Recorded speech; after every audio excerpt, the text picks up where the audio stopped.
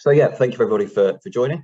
So yeah, I'll just start off, I guess, by just going through a little bit about the content of the presentation today. So it's in the first half we'll be kind of going through kind of some of the fundamentals around electric vehicles, just to make sure everybody's kind of got that sort of level of knowledge before we go into the sort of a bit more of the detail. So we'll just look at kind of how EV charging works generally, around the kind of demand for EV chargers, electric vehicle chargers, should I say, the benefits of having electric vehicle chargers at community buildings.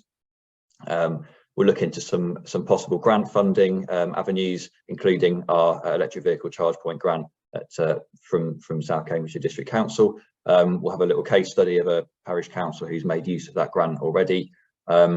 We'll talk a little bit about some of the operating models around electric vehicle charging and sort of how that works in practice, and then yeah, go into sort of some sort of pointers and advice on where to start and what to do next if you're interested in taking it further. So yeah, to begin with, we'll just do a bit of a background and context. Some of you may know a bit about this already, so I probably won't dwell on it, but it's good to have that kind of introduction. So the kind of main driver, really, if you'll forgive the pun, is for electric vehicles and the uptake of electric vehicles is to combat climate change, really, and to reduce greenhouse gas emissions from fossil fuel use, essentially from using petrol and diesel to power our vehicles, that then contributes towards climate change. And so the UK government has sort of announced various measures to kind of combat this and introduce electric vehicles over the next few decades, really. The first kind of strand to this, which you're probably aware of, was that the government announced the ending of the sale of new petrol and diesel vehicles by 2030, and then following that, the end of the sale of new hybrid vehicles by 2035. We'll come on to what hybrid vehicles are in the next couple of slides. In addition to that, the government also released last year its strategy called Taking Charge for a sort of a public charging electric vehicle charging network, and that sets the vision as to how that electric vehicle charging network would work as the UK government sees it, particularly around public charging. So basically chargers for the general public to access when they're out and about, and when they need to charge up. So yeah, this sort of suite of measures really will then sort of lead towards, hopefully it's hoped, a kind of a more comprehensive charge point network.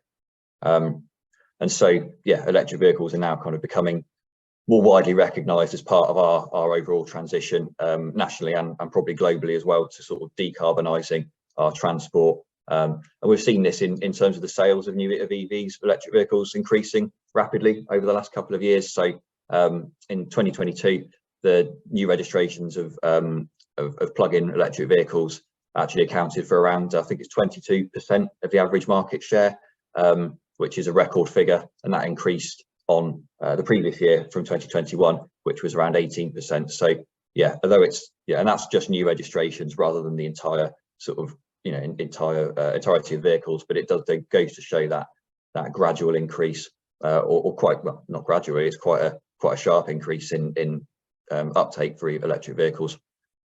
And so whilst they're not obviously the kind of only solution to reducing our emissions, they do form a key part of it. But in addition to that emissions reduction, there's also some other benefits, as you can see, obviously around the air quality reduction, air quality improvement, should I say. And that's been an issue that's been in the news quite a lot more recently over the last couple of years, around air quality around schools with idling vehicles, and kind of, the impacts that has on people's health, particularly children. There's also, reduction in those local noise levels. Obviously, the electric vehicles don't have engines as such, or so they're not making that noise. Obviously, they still get the kind of road tyre noise that you get, but with any vehicle. And there's obviously economic opportunities as well around electric vehicle charge points, kind of availability of electric vehicle charge points, encouraging tourism or boosting tourism in certain areas. If people know they can visit them with an electric vehicle, and then kind of more widely through sort of business benefits around investment in the technology. It's obviously a fast moving, fairly new industry. So there's the research, there's the technology side of things as well, which this kind of uptake of electric vehicles can improve. So hopefully that's, yeah, just a quick kind of overview of some of the kind of national context for the move towards electric vehicles. Again, just to briefly introduce some of the types of electric vehicles. On the left-hand side, we've got what's called the pure electric vehicles, which some of you may have sort of seen around. You've probably seen more of them around on the roads more recently. And these are the 100% pure electric vehicles. They've got an increasingly sort of good range, around 300 miles, most of them, or the newer ones at least. And so, yeah, they are the kind of the pure electric vehicles that just have a battery that they run on, that's powered through the electricity. On the right-hand side, you've got the plug-in hybrids, and these are the main distinction here is that these have a battery and a sort of a traditional internal combustion engine, and they run off the battery for a little bit until that runs out, and then they switch to the petrol or the ICE engine. And they're typically, yeah, the battery is fairly small, as it says there. Their range is about 20 to 50 miles, although the vast majority of kind of journeys that we undertake are under 100 miles anyway. And I think around 50% of the journeys that we take on average are under 50 miles. So they're still pretty good for those sort of shorter journeys.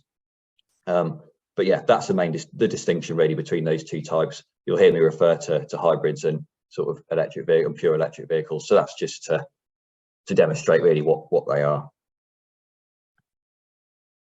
And so kind of moving on to the main point of the session, I suppose, is the chargers themselves. So the actual equipment or the technology that charges the batteries and allows you to drive around and not run out of battery and get stuck on the side of a road somewhere. So there's 4 main types, as you can see here, and they have different powers. So the power rating is measured in kilowatts. So as you can see, they kind of range from the slow end around 5 right up to the really powerful ones around 100 kilowatts and higher. And so, yeah, as you probably expect, the kind of the higher the power rating, the faster it will charge your vehicle. So yeah, the 4 main groupings there: slow, fast, rapid, and then ultra rapid. And so the most public chargers that you'll see out and about in kind of public car parks are generally the sort of slow or fast, really the fast variety, around 7 kilowatts. And they are, yeah, they're the usual ones that you'll see out and about. The rapid chargers and ultra rapids, they tend to be at places like service stations, charging hubs, because they charge very quickly. They're useful for people who are wanting to sort of get on with a longer journey, rather than someone who perhaps wants to charge up whilst they're out shopping or visiting a friend, which is what your kind of fast chargers or your slower chargers are better at. And certainly in the context of kind of community charging at community buildings, village halls, it really is that fast section. Those sort of 7 to 11 kilowatt probably chargers that are the most widespread. They provide a good balance between the speed of the charger and then the sort of power that's needed to actually power the machine. A lot of the rapid chargers need huge amounts of power, upgrades to your electricity connection, which becomes very complicated and very expensive. So they're not really sort of that good for the sort of local context, really.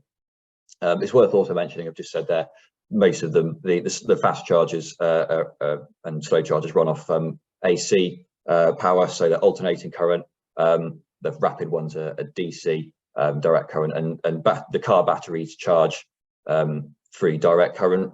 And what happens in an electric vehicle is that the car has an onboard charger which will convert the AC current, the AC to the DC, and that happens in every vehicle. However, the rapid chargers will convert it within the charge point itself rather than within the car, and that's why they're a lot quicker as well. But again, it's probably less of a concern for the kind of the kind of local community charge point side of things as well. So that's hopefully a helpful kind of introduction to the kind of different types and different types of charge points. Just again, the kind of moving on to the speeds more specifically, of how fast will you be able to charge up? You know, how long does someone need to spend at a charge point? to get, you know, a decent amount of usable charge. So this just gives a rough idea, this chart here. Again, you can see those classifications, the slow, the fast, and then the rapids and the ultra rapids there at the end. And this is a kind of a ballpark figure. It will depend a lot on your vehicle and the size of the battery. So you sort of think of the size of the battery as the sort of the size of the fuel tank, if you like. And so it depends on your battery as to how fast you will charge. But these figures here that you can see on screen are sort of a general overview. So again, that middle column, those fast chargers, they're really good for that sort of middle ground of charging, where you're probably going to be staying somewhere at least an hour, I would say. You know, you can top, if you're staying longer, you know, perhaps you're at work, you know, you're there for the 6 hours or so, that could give you a full charge. But if you're, you know, visiting a village hall for something, you know, an event, or you've got you know, a class on at the village hall, or you're seeing a friend nearby, you might be there for an hour or two, then that will give you a decent top up to send you on your way, or charge you up to get to work the next morning, or whatever it might be.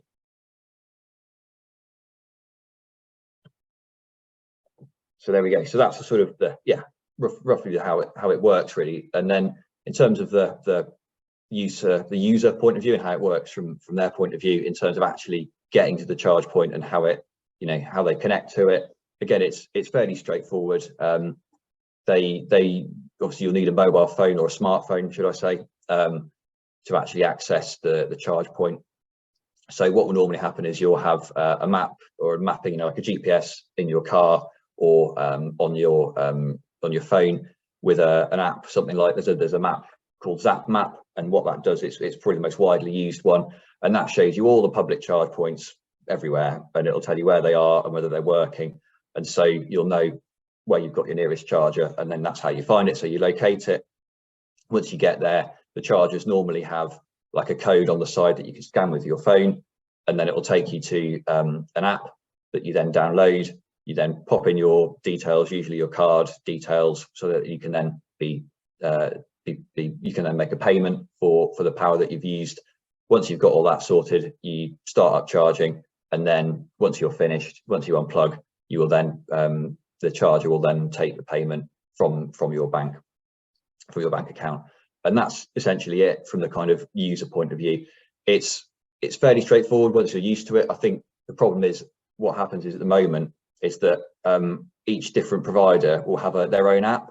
So, and there's a large amount of different companies providing electric vehicle charge points. So what people often end up with is several different apps on their phone for different chargers that they might use in their area. So it can get a bit messy in that respect. And it's just how, I think it's just sort of how it's evolved. It's obviously quite a new industry, and there's not sort of a standardization yet of sort of how you actually access charge points. So that's sort of how it is, the sort of status quo at the moment. However, that may change for the better, particularly for users of charge points. The government are making a condition of, they've got some new charge point grants coming out, and a condition of those grants is that charge points must have contactless payments. So effectively, yeah, you could just tap a card like you would, you know, if you're paying at the pump for your fuel, or indeed anywhere else that you use contactless payment for. And that will just mean that you don't have to go through the sort of rigmarole of downloading an app every time you kind of you've found a different charge point that you don't already have on your phone. So hopefully that will kind of push that user-friendly kind of side of charge point use a bit more over the next few years. So that's kind of a broader overview. I think if we're sort of narrowing down a little bit more into South Cambridgeshire, and sort of why it's useful for us in our area to sort of start thinking about electric vehicle charging, and to try and help our area and our residents to kind of adapt and start, you know, uptake of electric vehicles. As you can see there, you know, a large amount of our overall emissions in our district come through transport, and more particularly road emissions, or road traffic emissions. And so, yeah, as you may know, the South Cambridgeshire District Council, we've got a kind of an aspiration to reach a 50% reduction in our carbon emissions in the district by 2030, and to then reach net zero carbon by 2050. And so, given that road transport and road traffic is a huge part of the emissions within our district, to meet our targets, we're going to need to address address those emissions. And really, yeah, that transition to electric vehicles is going to play a key role in that reduction. I mean, obviously, as we said previously, it's not the only aspect of it. You know, there's a huge amount of other things that can be and should be done around, you know, active travel, behavioural change, improving our public transport. Not all of those things are within our control as a district council, but where we do have a role definitely is that sort of support and influence that we can have in terms of trying to push, you know, in this case, particularly electric vehicle charging, and sort of try and improve that uptake. Again, especially as we're a rural district, you know, a lot of our residents will be needing, you know, still be needing that sort of private vehicle to go about their business. So what that translates to in terms of actual demand and numbers. So this is some figures here that have been, this is for East Anglia rather than our specific sort of South Cambridgeshire district region, but it does give a kind of a good idea of the demand for EV chargers overall and how that's split out between the different types of chargers. So those are the kind of the main categories really that the combined authority, the Cambridgeshire and Peterborough Combined Authority have identified. And this research, these figures were done as part of their consultation for their alternative fuel strategy, which they consulted on last year. So fairly recent figures showing that kind of emerging demand for chargers over the next couple of decades, really. And so what's really useful, I think, about the sort of electric chargers at community buildings and village halls, those sorts of places, they sort of straddle that kind of straddle the two categories of the destination and the public residential charging. So the destination charging, these are sorts of chargers that are at places, as we said earlier, where you're visiting for an hour or two to do a particular activity like go shopping, go to the gym, go to a National Trust property, those sorts of things. Then the public residential side of things, that's for obviously the local residents who perhaps don't have their own driveways to charge their own cars. So a large amount of people in our district, again, as we are a rural district, will have their own driveways. They can charge up overnight from their own power supply. But there's a good chunk, around 25% of our properties in our district that don't have that ability, that don't have any private off-street parking, and so they're going to be more reliant on this public residential sort of category of charge points. And so I think the beauty of having charge points at local sort of village halls, those sorts of buildings, is that whilst you've got the destination side of things, like recreation grounds, village amenities, you can also serve local residents who live in the area within walking distance that might not have a charge point of their own, or the ability to install a charge point of their own at home. So I think it's a kind of a key area really, that can be addressed through charge points in kind of community buildings. So yeah, obviously there's a huge number of charge points needed. We're not necessarily going to reach all of those through charge points at community buildings, but I think it would really help kind of address both of those kind of areas of demand, really. And obviously, so we've sort of started to talk about some of those benefits already in terms of how it can benefit local residents. Is also, as you'd expect, it can attract people to your area that might not have otherwise come if they're en route somewhere or nearby and need a top-up charge. They may see your charger on ZapMap or a similar map and stay an hour or so, visit some other things, visit some local amenities, visit a local shop, that sort of thing. So obviously it complements your kind of existing local amenities, as well as adding an attraction. People that are already local, that are already aware of your charge point, they know then that they can charge up whilst they're doing something at the village hall, or playing some sports, playing whatever it might be at the recreation ground. As we've said, you've got residents without off-street parking. There's still a good amount of it's a good chunk of our kind of housing stock, really. It is a minority, but it's a sizable minority, about 25%. And whilst these aren't kind of in big chunks of areas like you'd expect in the city, where you've got big rows of terraced houses, looking around our villages, you often see pockets, 2 or 3 houses without their own parking that would certainly benefit from a local charger nearby within walking distance. it's obviously, as we've talked about before, it's kind of a good one for your kind of net zero green credentials. As an organisation, if you can say that you're providing this sort of thing, it's it kind of really helps boost that, boost those credentials, as well, and gives that kind of wider sort of passive support, I suppose, to electric vehicles and the transition to electric vehicles. People can visibly see a charge point, even if they're perhaps not electric vehicle driver themselves. They might, they get a bit more kind of comfort that there are chargers being installed, that there's a network that's growing, and that might give them the sort of comfort and a bit more confidence in buying an electric vehicle in the future. So it's that kind of, as well as that, addressing that kind of active demand, it's also giving people a little bit more confidence in the network going forwards. And also it can link in with other kind of renewable energy generation that you might have in your, if you've got a building in your car park, typically again village hall, community hall, something like that, with solar panels or a battery. Again, I know, South Cambridgeshire District Council, we've got the Zero Carbon Communities grant, which can often fund things like that. So it's a good way of actually those two bits of technology linking up, that you can actually potentially power your charger via your solar panels. And I think that image there is from a village up in Northumberland somewhere, so not that local, but they have done something similar where they're basically charging their cars, or users are charging their cars directly from the hall's solar array.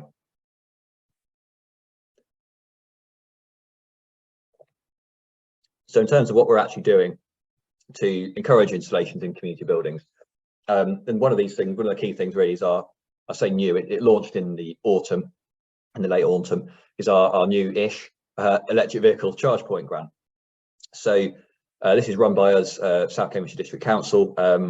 So we kind of set it up and administer it, and that is, as you can see there, it's kind of targeted really at parish councils, village halls, community buildings, trusts or charities that kind of run or operate community buildings, or community car parks as well. It doesn't necessarily have to be a building, but obviously buildings will typically have a useful power supply nearby, and that can fund up to £5,000 per project for capital costs for the installation and purchase of a charge point.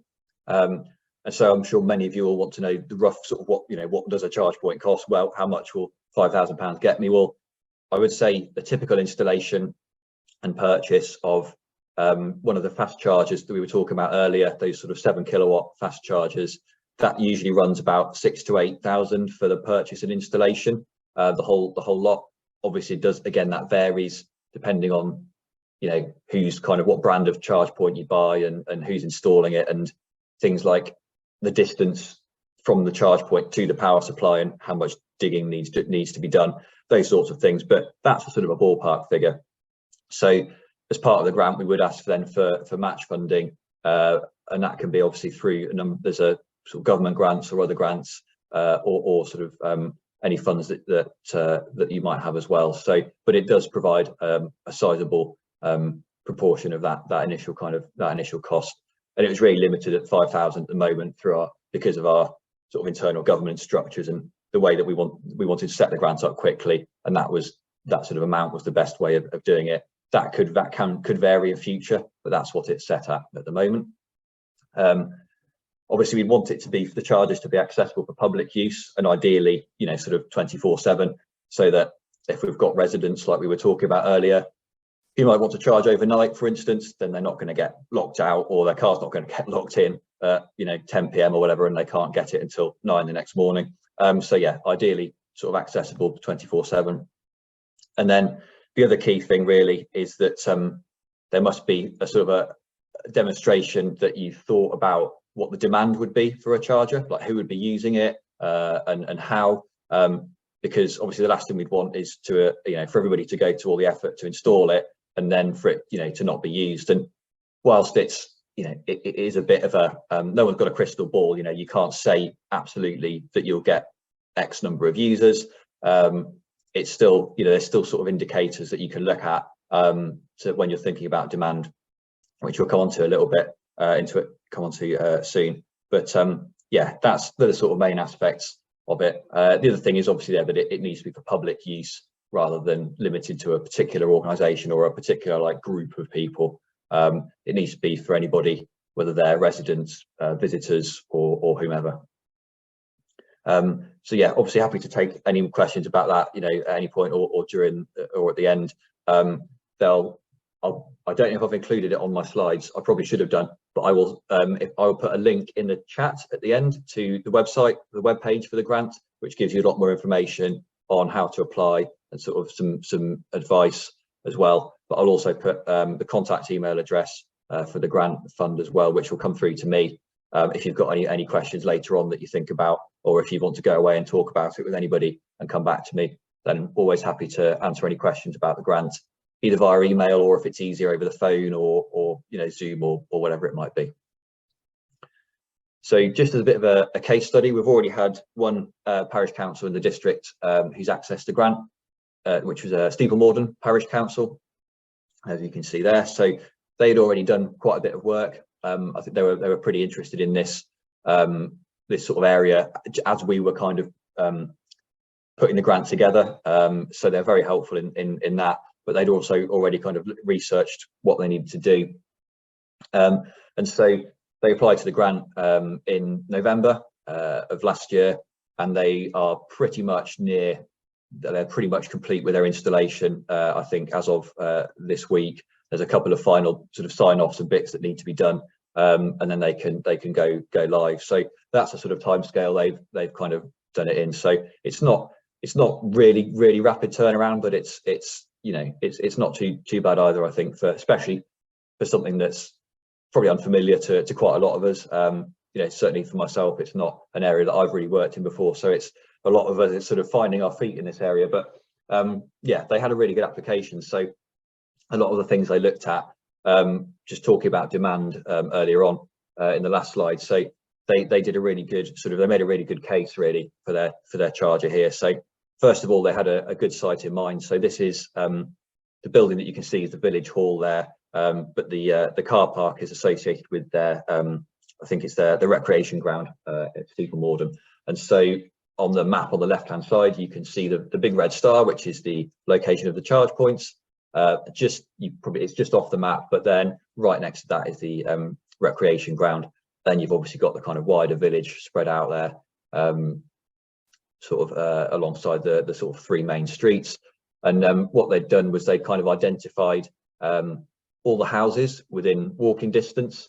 So those numbers there are the sort of numbers of houses at each location within walking distance of the charge point that didn't have their own parking. So who basically wouldn't be able to park up on their driveway and charge an electric vehicle overnight themselves. And so they would be, as we've sort of talked about, they would be like a key user potentially of the charge point.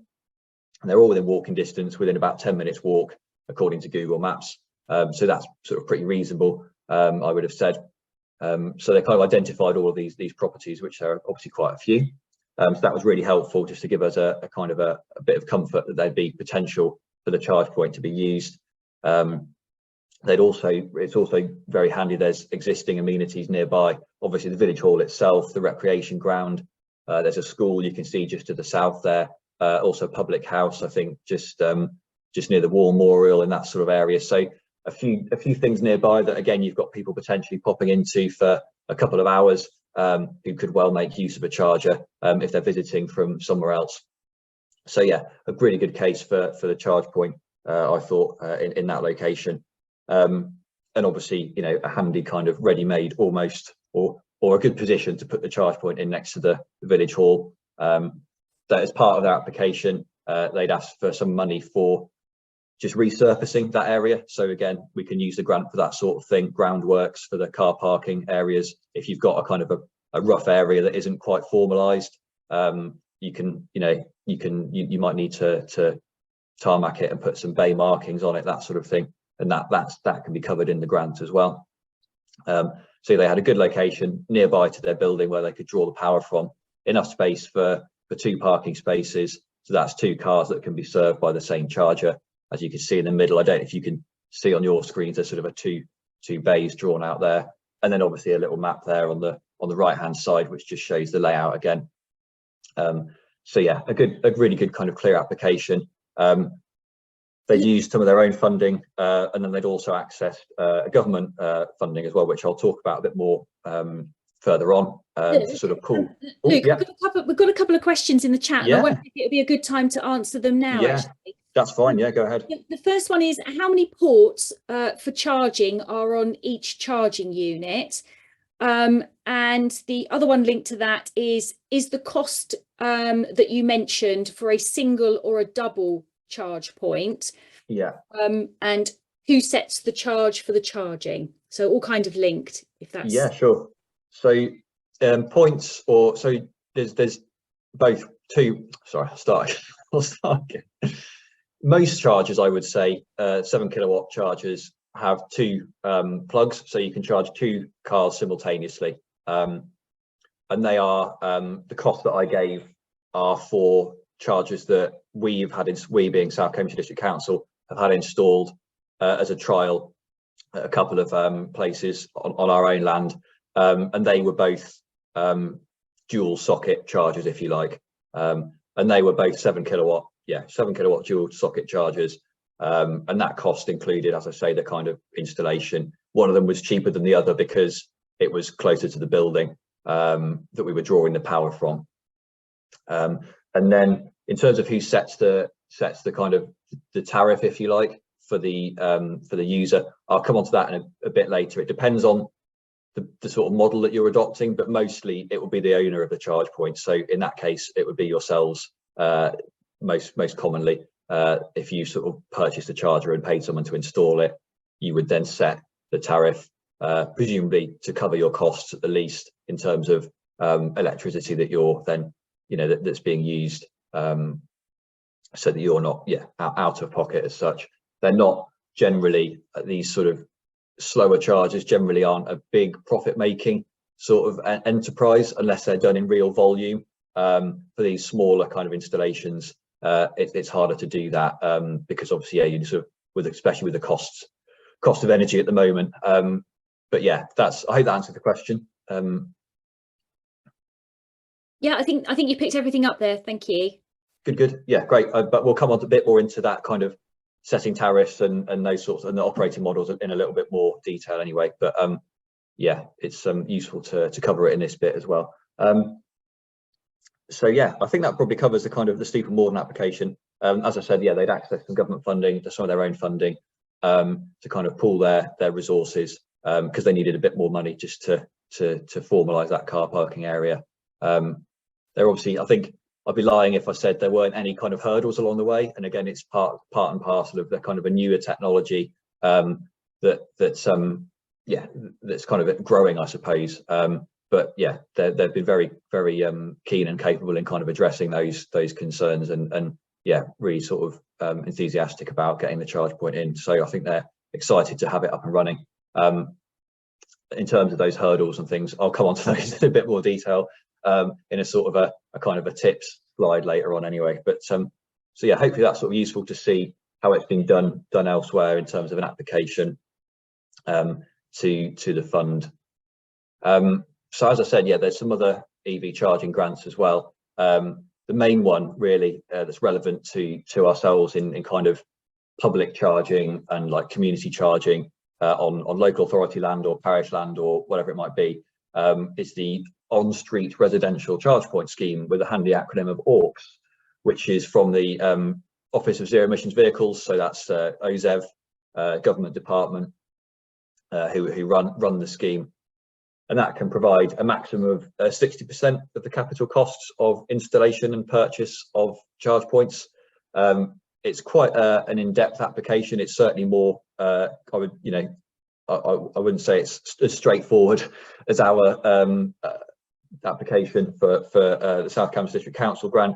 But obviously, yeah, it's designed to be used by a range of local authorities for a range of different sizes of projects. So, very large kind of potentially large projects or sort of fairly sort of modest local projects. So it needs to be quite a meaty application form, but it's not insurmountable. And what is really good is that I haven't put it on the slide, but the OZEV have sort of enlisted the Energy Savings Trust to help people apply. And so the Energy Saving Trust basically provide free advice and guidance on all things kind of electric vehicle and EV charging related to local authorities, and they are sort of helping people to apply to this grant, and then kind of giving people feedback on applications, that sort of thing. So yeah, the grant, as I say, it covers 60% of the capital costs.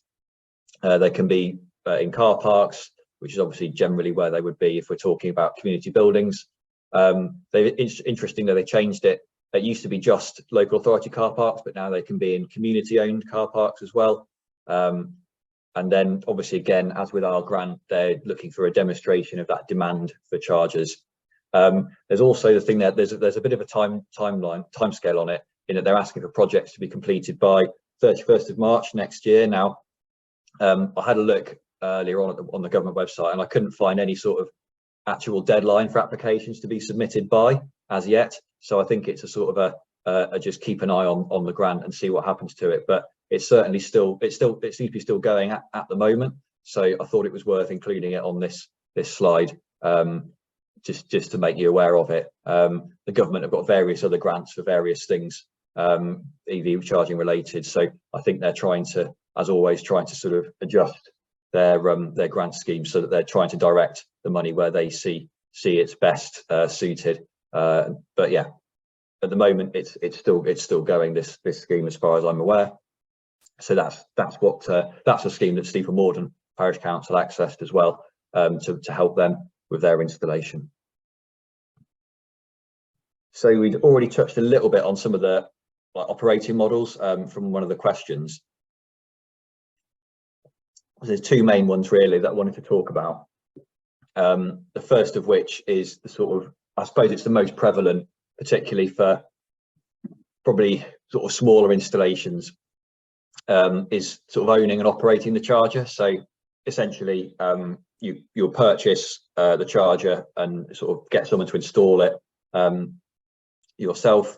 You will then choose a back office system that the charger runs off of. So as we mentioned earlier when we were talking about the app and how that works, someone needs to download the app. So that's basically, that app talks to the charger to tell the charger how much, how much to bill someone for, how much energy is being used, and that's all run through a back office system that's all basically linked together. So that's another sort of piece of the puzzle, if you like, that forms the kind of charging technology overall. That then manages your payments and maintenance, but obviously the management of those payments, and as we said earlier about setting a tariff for how much you want people to pay, that's then obviously falls to yourself as the owner, as does any kind of maintenance. So if there's any issues with the charger for any reason, it's got a fault, that will be then for you to resolve through perhaps the installer, or you can get kind of maintenance packages and things like that through installers as well. They will provide a monthly fee where they can come out and fix it if it goes wrong. They often nowadays, they are sort of getting, I think they are improving in terms of their reliability, and they're often able to, a lot of the issues can be resolved just like a computer, turning it off and back on again, basically. So they are getting better. And yeah, there's obviously kind of those sorts of subscriptions, I suppose, if you like, to the back office software and the management and any maintenance agreements. There'll potentially be an ongoing payment for those as well. Obviously the advantage is that it does give you a lot of flexibility over your choice of, the charger itself, where you put it, what you do with it, how you want to run it, the tariff you set, how much you want to charge people. So it gives you freedom over basically every aspect of running the thing, so that you can make your own decisions. So that's a sort of the main model, I would say. There is another option, which is sort of the other end of the spectrum, really, where often or sometimes operators will fully or partly fund the installation of the charge point, and the operator who does that will then take on sort of the cost, the risk of running it, if it doesn't get used much, for instance, or if it gets damaged, and then they'll take on the kind of management of it, and they will usually incorporate it into their kind of wider network. So they'll probably have other chargers in the area, and they might say, oh, this is a good site, we'll add it to our network. Obviously, the other side of that is they will probably take the income, but then they may pay you back. There may be some sort of a share they could pay you back, or for instance, they could pay rent for the actual parking space or for the electricity supply. Obviously, yeah, it's the kind of flip side of it is that the location must fit their business model. So whatever that might be, if they've got particular locations they're looking at as they're sort of targeting, or if it's yeah, then it would have to fit within their kind of their model, I suppose. And if it doesn't, you know, say if, for example, they don't think there's going to be much demand there, then they might not be willing to take that site on. And obviously, even if they do, then you've got less freedom, I suppose, in how you run the charger. But yeah, they do take the risk of it as well. Yeah, it's worth also saying, going back just briefly to the own and operate model as well. So that back office system and how that works, you're not tied to a particular provider of that. So nowadays, every charge point is should be on what's called the open charge point protocol. But basically what that means is, as I just said, you're not tied to a back office system. So, you know, you can purchase a charger from one manufacturer and use a different provider's back office system if you so chose, or if you had a contract for a few years with one provider for a back office, you didn't particularly, or and then you wanted to change at the end of that contract, you know, that's fine. You wouldn't be tied in by the technology to using one particular provider. You could change. So that's probably a useful point to mention as well. Yeah, and so with this model, with the kind of the third party model, some are kind of I suppose most of them really are commercially run. So yeah, the provider would want to make sure that the operator want to make sure that the site fits their kind of business model. But there are others that are funded differently through sort of community shares or yeah, sort of community funded, which is quite an interesting model. So that's quite, yeah, and then there will be they'll still be incorporated into probably a wider network and managed by that operator, but they're just funded in a perhaps a different way. It's also probably worth mentioning that, yeah, with our kind of rural areas, that yeah, some of these third parties these sort of commercial guys might not see that as something that they're necessarily going to make a profit from, or the profits that, you know, that they might need to make for it to sort of fit their business model. But that isn't to say that that the charger wouldn't be used. It's just that it might not quite fit their model. So yeah, so that's sort of a few of the kind of, yeah, different ways that you can sort of run a charger, I suppose. And then kind of in terms of if you know sort of where to start, I suppose there's a lot of things to consider, and a lot of points we've kind of touched on really, and you can go into sort of more detail on many aspects of it. But I suppose in terms of the kind of next steps, really, I just wanted to run through a few points on where you could start if you're thinking about a suitable site. You know, if you've got somewhere in mind or somewhere that you think could be useful, but you're not quite sure. And this sort of draws together some of the things we've been talking about. You know, about what makes a site attractive, and I suppose that's the main thing to think about, is what makes that site attractive to EV drivers. You know, whether they're locals, whether they're visitors, whoever they are. And it's really that kind of location, whether there's nearby attractions or facilities that can be used while someone's charging. So if it's pubs, cafes, shops, railway station, you know, doctors, leisure facilities, any of those sorts of things where people might be expecting to spend an hour or so at least, that's always a good start. And if they're within walking distance, you know, 10 minutes walk or so, even better.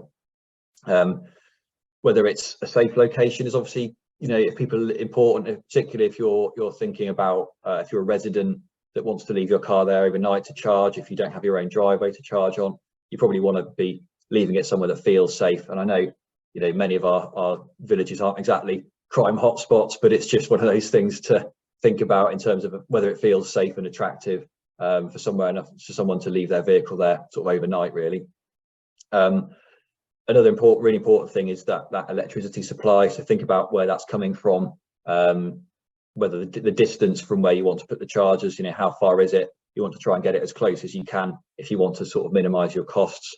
But also, you know, whether you own that supply, whether it's, you know, in some cases perhaps you could have, you know, a parish council owning the village hall and the building and the supply, but a different organisation operating the car park. So it's just one of those things to sort of start thinking about how you want to kind of manage those arrangements.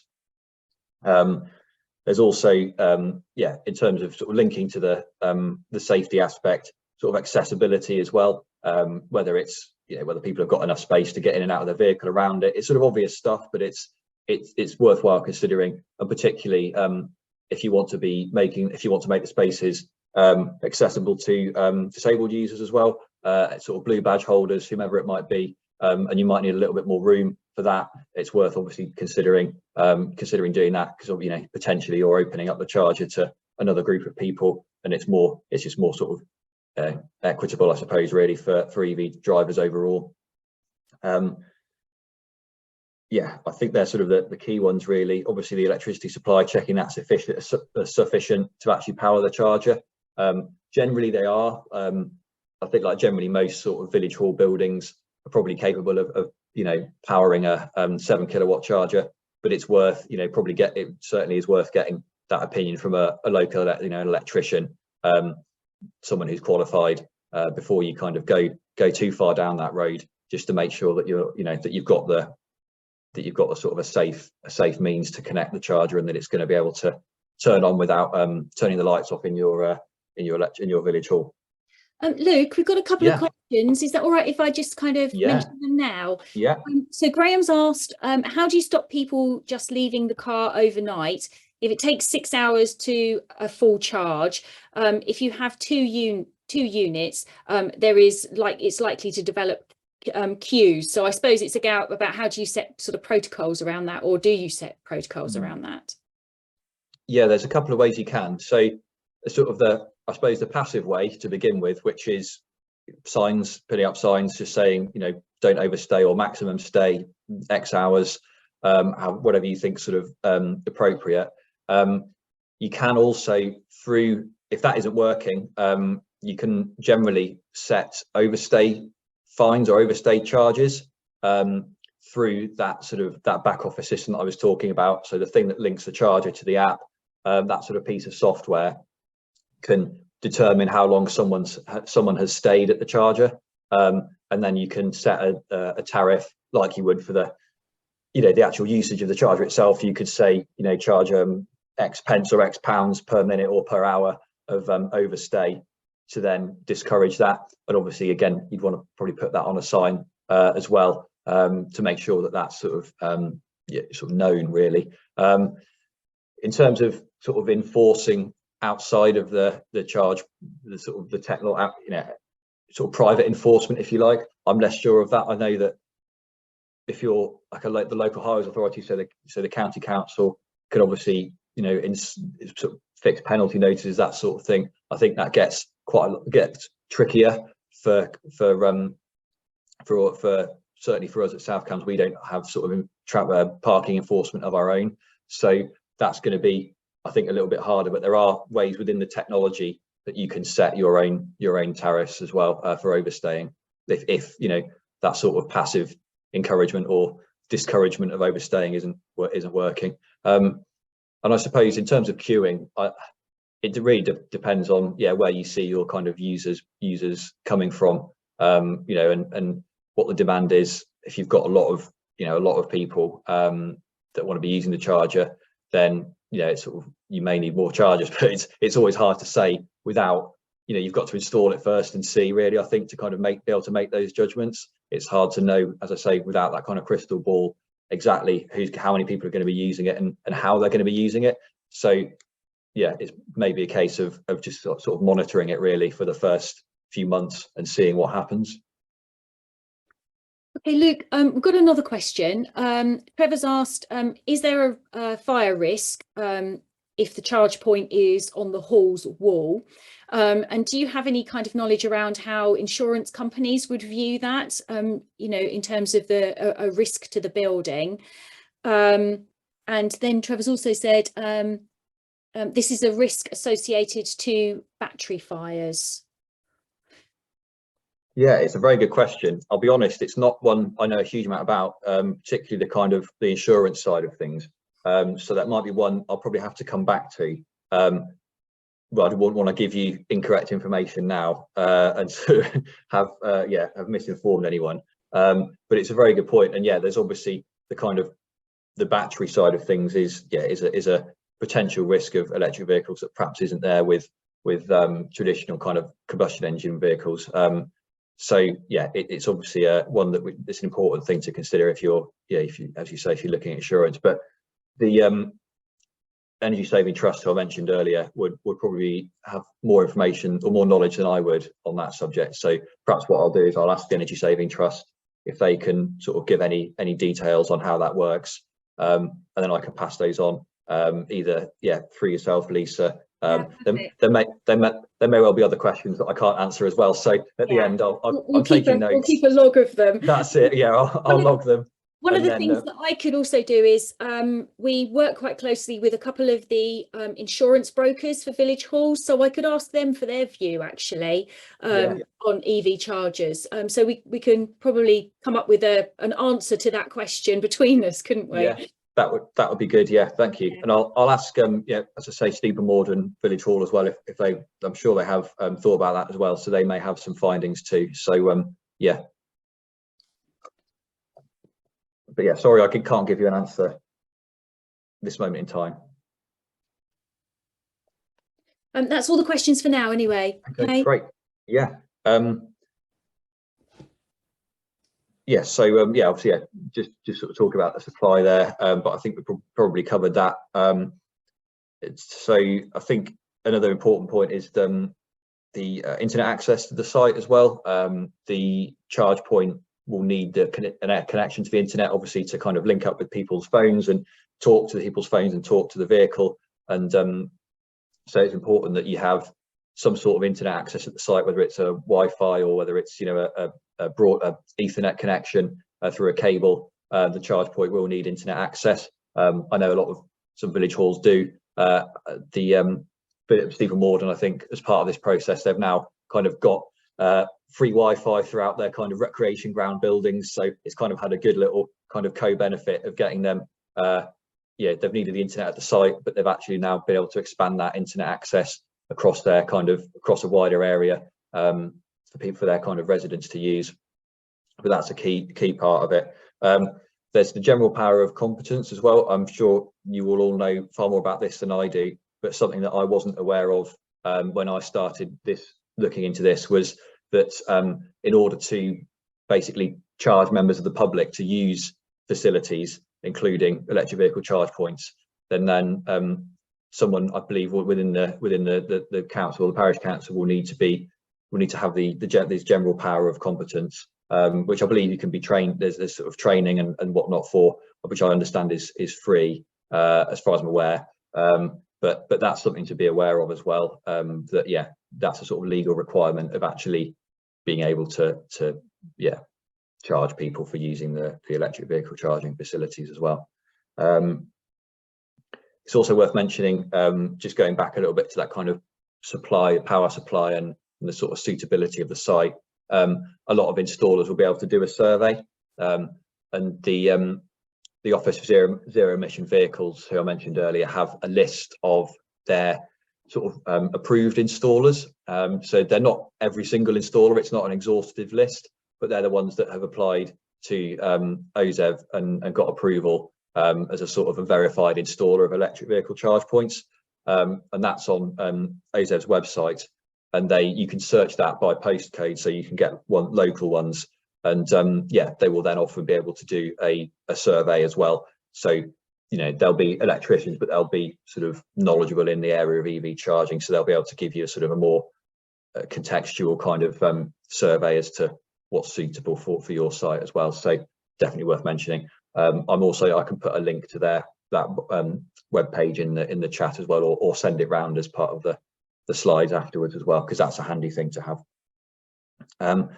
So yeah, I think that's probably covered the kind of main, sort of some of the main areas. At least you could probably go on for a long while, and I already have about this subject. But they're probably some of the key aspects. So we've already had some questions from people. So thank you very much for those. But if anyone's got any more questions now, then happy to answer. Or try at least. Luke, there's one more in the chat. Did you want to close your screen share, and then we'll see everybody, and it'll be easier to manage? Yeah, that's better. Yeah, I'll do that. Thank you. So the last question in the chat was from John, and he says, do EV chargers need illumination for night use? That is a good question as well. It would help, I suppose, as it would with any sort of activity where yeah, you've got to sort of plug in. They will have the EV chargers themselves have lights on them, so that you can, they're obviously backlit, like so that you can see the words on the screen, and they often have lights around the plug socket, so it illuminates the plug socket, so you're not sort of fumbling around trying to plug in. In terms of being able to see them in the dark, so people don't drive into them. Yeah, I suppose lighting would help. Generally, installers will often quote for things like barriers and wheel stops as well, so that you've got some sort of passive provision, I suppose, there to stop people crunching it. But yeah, if you've already got lighting there, it's worth. If you've got lighting in an area, it's where you're thinking about having them, it's definitely worth it. But I wouldn't say it's an essential, but it's a sort of a bonus, I would say. Lovely, thanks, Luke. We've had Lizzie and Anita have both put questions in the chat, but did you actually want to ask your questions, Anita and Lizzie? Lizzie, did you want to go first? Hi, I was just wondering if planning permission is required. Oh, yes, good question. Generally speaking, not. As with planning, it's not all things planning. It's not straightforward, but there's as long as I can't remember off the top of my head, it's a certain distance from a highway, and it's not a long distance. It's a few meters. As long as it's a few meters from a highway, and the charger itself is below a certain height, they are permitted development. So effectively, they come under the permitted development regulations, which you may be aware of, which are things that you don't need planning permission for, or planning permission has already been granted for, but through the legislation. I can, I'm adding it to my list, but I can share some guidance on that as well, which will probably help, which puts it in sort of layman's terms rather than planners' terms as to what's required. But generally speaking, no, but it's definitely a good question, worth double checking when you've got a site in mind. Thank you. Brilliant. Yeah, Anita, I think yours was more of a comment than a question, but did you want to ask a question, or are you happy? It was definitely just a comment that we don't have any street lights in our village whatsoever, so that made me chuckle. It was just a comment. Okay. Are there any other questions? Yeah, John. It's not so much a question as a comment. A great presentation, Luke. One thing you might want to add, in our village, almost all the houses have off-street parking. I have off-street parking. I get visitors with EV vehicles, and they want to plug into my supply. I've got an EV myself, right? So they come and they plug in, and I'm paying for their transport. Yeah. And I think when the penny drops, lots of people, as EV vehicles increase, lots of people will say, no, you're not plugging in here. There's a charge point round the corner at the village hall. And I think that will become increasingly important. Yeah, yeah. You might want to add that to your presentation of positive points. Yeah, thank you. That's a good point. Do you, out of interest, do you have, I know there's certain apps that you can, so how does that work? Because I know there's apps where people basically book your charge point space, they book your car parking space, so then they pay you for that. Is that how it works, or do you? No, this is not a commercial thing. This is just friends and relatives. Okay. Or should I say so-called friends and so-called relatives, who when they come, they say, oh yes, you've got an EV, can I plug in? And you can't say no. No, that's it. Yeah, it might come a point where, they may be guided elsewhere. Yeah. No, thank you. That's a very good point. I'll add that in next time. Thank you. We've got a couple of questions here in the chat, Luke. Leanne's asked, will you have a briefing specifically on street residential charge point schemes in the future? will you be making? Hold on. We will be making the presentation available after the session, Graham, and we'll be sending around the recording. And Luke, you've got some associated documents that you'll be sending to us as well, won't you, in terms of the planning permission items? That's right. Yeah, there's a few bits. Planning and insurance and those things. Yeah. So I'll collate everything together, and it'll all come out to you in one email. So you'll have everything there. Everybody that's attended today, but also I'll be making it available to all village halls across South Cambridgeshire. So everybody's got it. Okay. Xander, I think you wanted to ask a question. Yeah, just a quick one following on from John's previous point. I don't know, without doing the research, how or what the impact would be here, but it sounds like for him it might be an issue. If one was to make an application, and as in John's case, lots of people have off-street parking, but what he says suggests there may well be a need still for those charging points. How do you factor that into an application, highlighting that you still feel there's a demand, even if it might not be as obvious as places where there's less off-street parking? Yeah, it's a good question. I mean, I suppose there's, in terms of kind of canvassing demand and that sort of thing, you've got the sort of survey method, I suppose, of a kind of a resident survey. And whilst that might not pick up people who live outside the area, who the users of John's charge point, I don't know whether they're local within the village or further afield. Perhaps they're further afield, but it might give you, at least if you've got people in that situation in your village, it gives them a chance to pop that in a survey and say, yeah, I've got friends, relatives, etc., who use my charger. Perhaps might also make use of one at the village hall. Okay, are there any other questions? Leanne? Sorry, I don't think there was an answer just about whether there'll be a future briefing specifically about on-street residential charge point schemes for local authorities. Sorry, Leanne, yeah. Thanks. Yeah, so this is an area that's being picked up through the Cambridge and Peterborough Combined Authority and the County Council, Cambridgeshire County Council.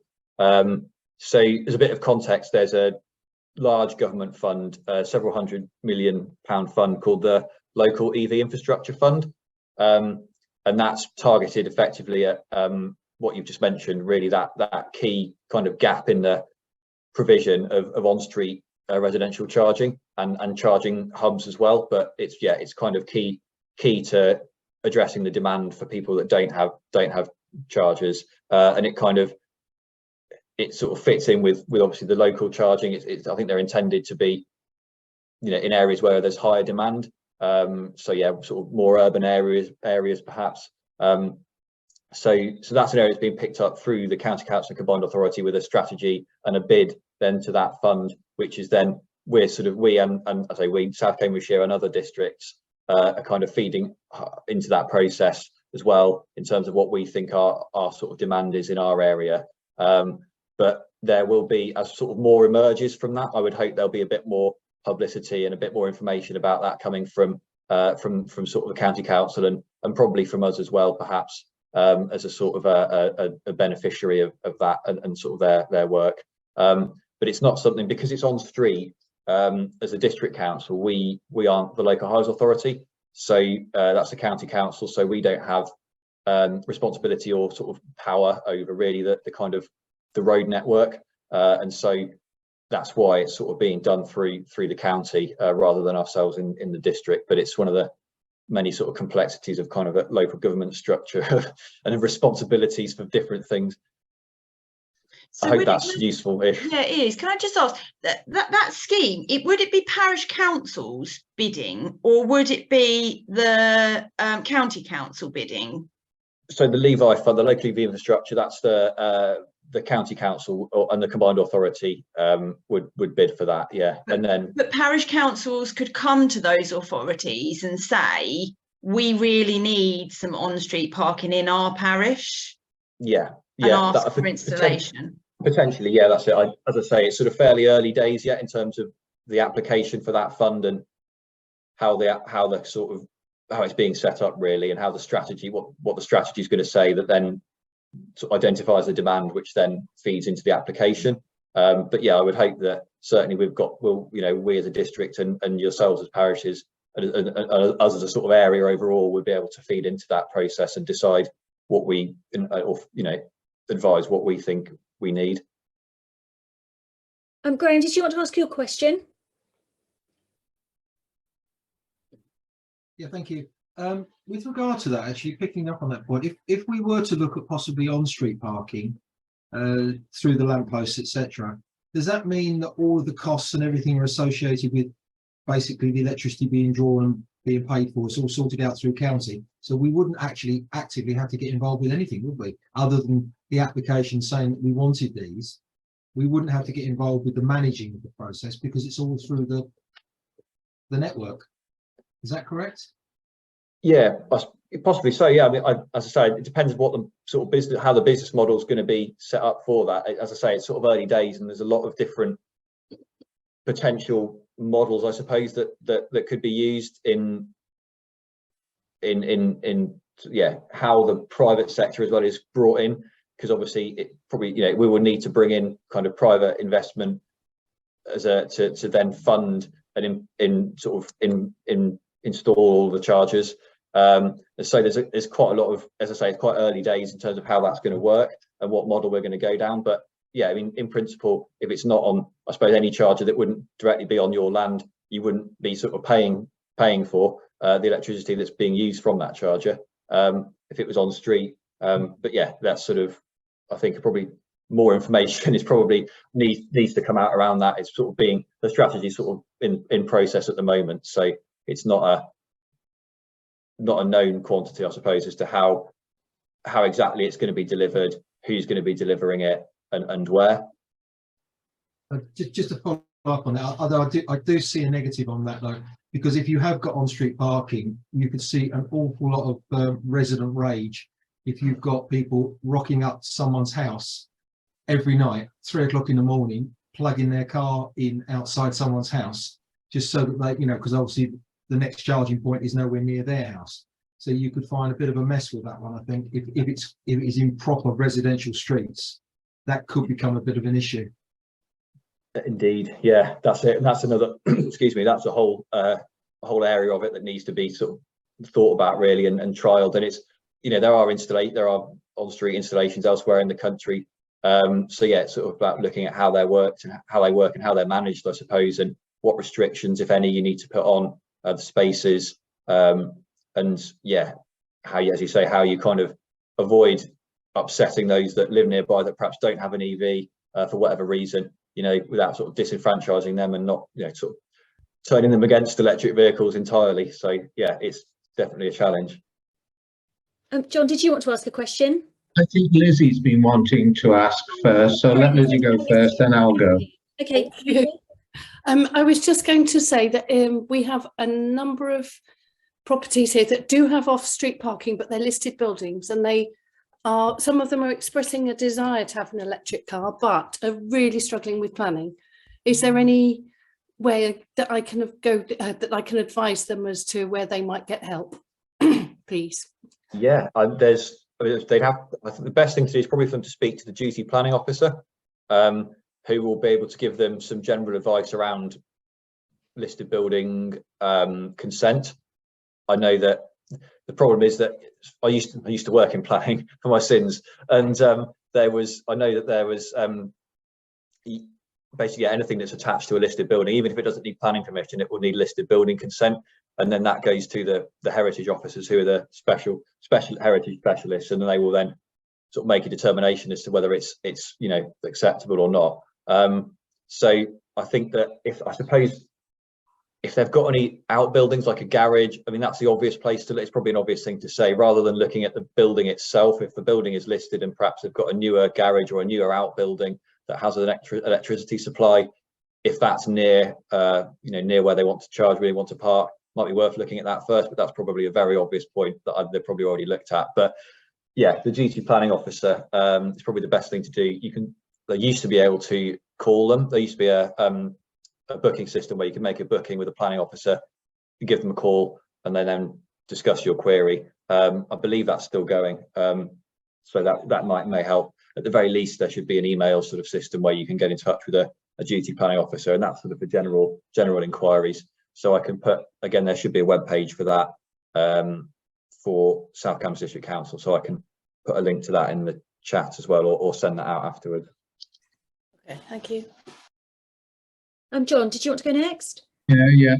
What happens with VAT on one of these systems? Say the parish council is running it, we're making small profits. Do we have to pay VAT? I believe so, yeah. I don't think they're not VAT exempt at the moment, charges. I think there's been some calls for that to happen, but yeah, at the moment they're not exempt, so you would, but yeah, watch that space. That may change in the future. Thank you. Trevor, I noticed you put something in the chat, but did you want to just say it anyway?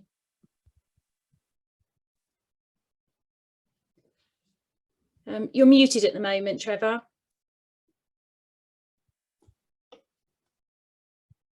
I can read it out alternatively if you'd rather.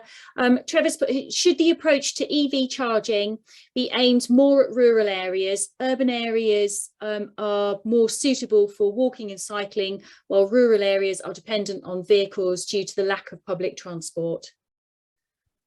Definitely, yeah. I think that's key, is addressing that rural demand.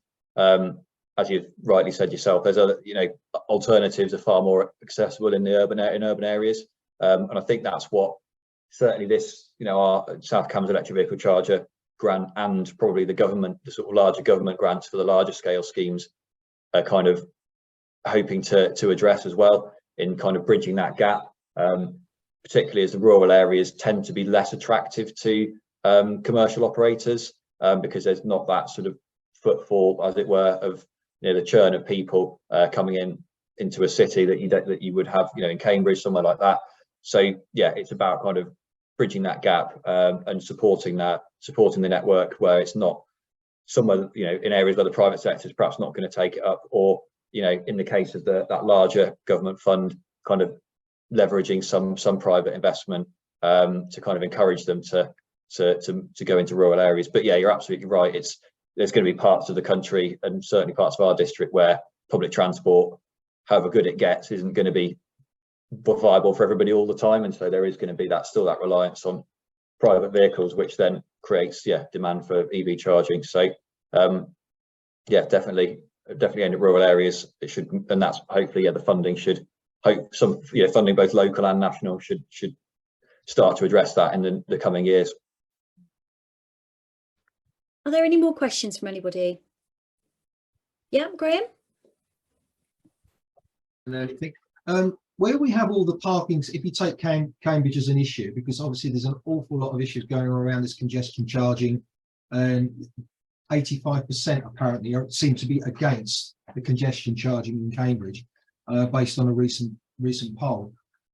Wouldn't it not make a lot of sense to actually have a serious number of these charging points at the bus terminals at Madingley, the park and ride places?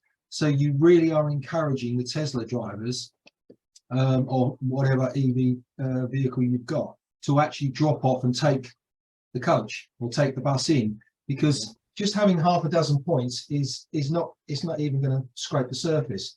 But you see an awful lot of these EVs going into Cambridge and parking in the car parks. Granted, you'll still have the petrol and the diesel, but you will, as time goes on, reduce the number of cars, the number of traffic vehicles going in, if you've got, say, 50 or 100 of these points put into these car parks. So it makes it sensible to have those sort of numbers, so people can drive in, park up, charge, go and do their 2 hours shopping, come back. If the timings are right for the parking things, it makes a lot more sense, doesn't it?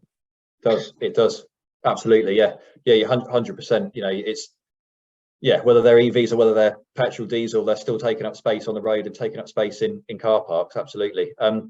The park and ride sites, they're Cambridgeshire County Council sites, and they are, I believe, there's one at St Ives and one at Babram Road at the moment that they are redoing, for want of a better word, with electric vehicle charging. I don't know how many points, as I say, because it's sort of the county council rather than ourselves, but you're absolutely right. They're sort of looking at that and expanding EV charging provision at those sites for that reason, I would have thought. And I would hope as well, as I say, I don't know the details, but what's been done in a lot of places is putting in like passive provision for charge points. So basically ducting cables, that sort of thing, so that as demand increases, you can basically pop a charge point in and plug it in without having to dig up the whole car park again for another 10, 20 car parks, chargers.